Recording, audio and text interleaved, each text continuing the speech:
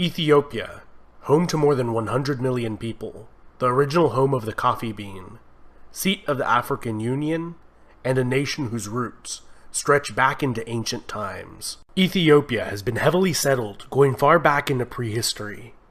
Damat is the earliest known kingdom in this region, and was a contemporary of ancient Egypt and Nubia to the north.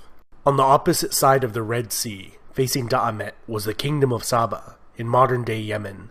These kingdoms appear to have had close ties, and some even theorize that they may have formed a single kingdom. According to Ethiopian tradition, this was the home of the legendary Queen of Sheba.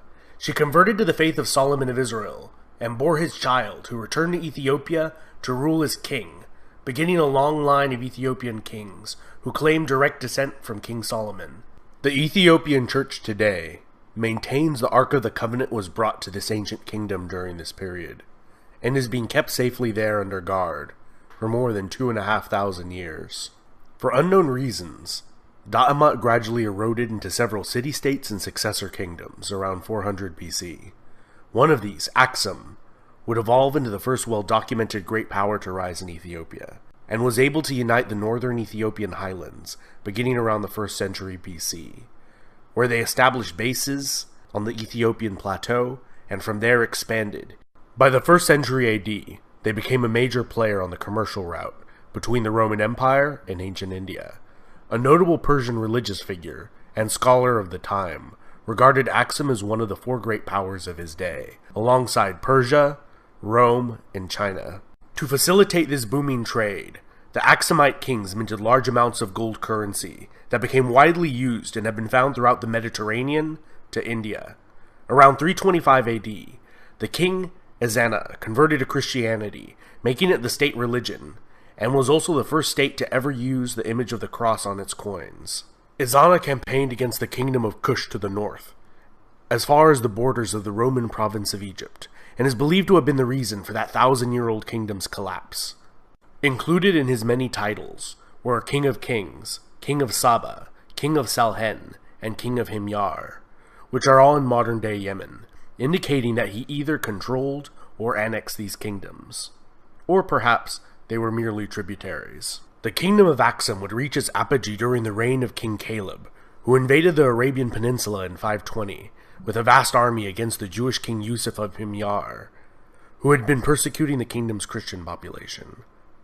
5 years after installing a native Christian viceroy, one of his own Aksumite generals killed the viceroy and declared himself king of Himyar. This general turned king, Abraha of Himyar, is mentioned in the Quran for his failed invasion of Mecca in the year 570. The rise of the Arab Empire would signal the decline and eventual demise of both of these kingdoms.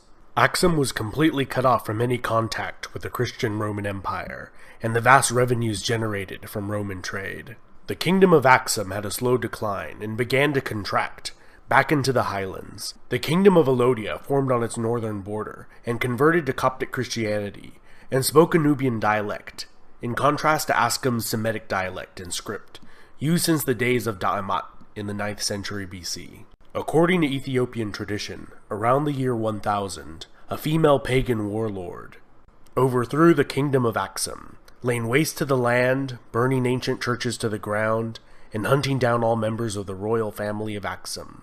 The last of her dynasty, which ruled over a much diminished kingdom, was overthrown by Maratakla Haymanot in 1137, establishing the Zegwe dynasty, although some scholars believe this dynasty was established earlier. The most famous ruler of Zegwe dynasty was Gebre Lalibela, who constructed 11 churches, carved straight from a single piece of stone, and attempted to construct a New Jerusalem as his new capital, in response to the capture of the Old Jerusalem by the Muslims in 1187. Despite the piousness of the Zegwe, they had one thing working against them in the eyes of many of their subjects. They did not claim direct descent from the biblical King Solomon, and around the year 1270 they were overthrown by a dynasty that did claim Solomonic descent. This Solomonic line of kings ruled Ethiopia for more than 700 years, with a brief interruption during the 14-year Abyssinian Adal War, in which the Adal Sultanate was able to annex Ethiopian Abyssinia with Ottoman help, only to be beaten back to their original borders by the Ethiopians with Portuguese assistance. The Age of Princes was a period in Ethiopian history from 1769 till 1855, when the country was de facto divided within itself into several regions, with no effective central authority. It was a period which the emperors from the Solomonic dynasty were reduced to little more than figureheads, confined to the capital city of Gondar, and local warlords fought each other for supremacy. This came to an end with the reign of Tewodros II, who re-established his dynasty's authority over the nation. However, this respite was short-lived, and he would commit suicide instead of being taken prisoner by a British expedition. The British would sack the Ethiopian capital and carry the Solomonic dynasty's crowns and treasure they had accumulated over the centuries back to Britain. Ethiopia's troubles were not over, and in 1874, the Ottoman-backed Ismail Pasha of Egypt invaded Ethiopia with the goal of creating an empire that would include the entire length of the Nile River. His sizable army included a large number of recruited American and European officers. The Ethiopians had been working hard on organizing and modernizing their military since their experience against the British, and were able to utterly defeat the Egyptians in 2 decisive battles. The Ethiopian Emperor Yohannes would die in battle against a Sudanese raiding force 13 years after defeating the Egyptians. His successor, Menelik II, would expand the Ethiopian Empire and defeat a full-scale Italian invasion. The technologically superior Italians were decisively defeated in a bloody war that they expected to be a casual affair. 40 years later, masterminded by the Italian journalist turned dictator Benito Mussolini, the Italians invaded again, this time sending an overwhelming force of approximately 500,000 men, 600 aircraft, and 800 tanks. Despite this, the war was still a long and bloody affair. The Italians gained little from the annexation and committed widespread atrocities against the Ethiopian population, which they never fully managed to control. Ethiopian Emperor Haile Selassie returned to Ethiopia from exile in England to help rally the resistance.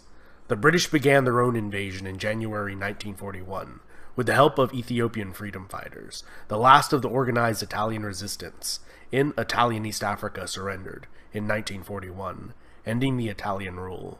The Solomonic monarchy was fully restored after the war. In the decades that followed, Haile Selassie would begin to slowly implement democratic reforms in the nation. However, many blamed his grasp on power for the slow pace of modernization. During the Cold War, Selassie received the backing from the United States, and when widespread drought and famine hit the nation in 1974, the aged monarch was overthrown by a socialist faction in the military.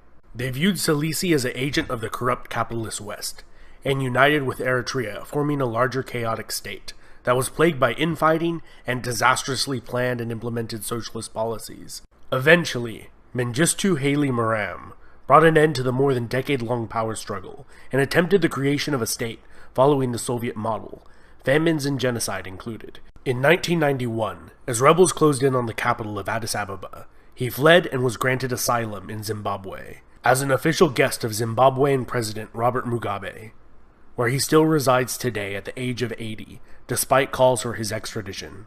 This was followed by a transitional government in Ethiopia, which drafted a new constitution allowing any of the nation's ethnic regions to secede if they ever wanted to.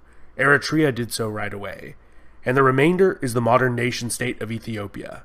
This has been Epimetheus. Huge thanks to all my awesome patrons over on Patreon who help me with this channel's expenses, and my fantastic subscribers. If you're new to this channel, don't forget to sub, hit the bell icon to get notifications every time I make a new video, and smash that like button. One more interesting bonus fact for you if you made it to the end of the video. The Rastafari religion, originating in Jamaica in the 1930s, regards Ethiopian Emperor Haile Selassie as the second coming of Christ and the embodiment of Jah on earth.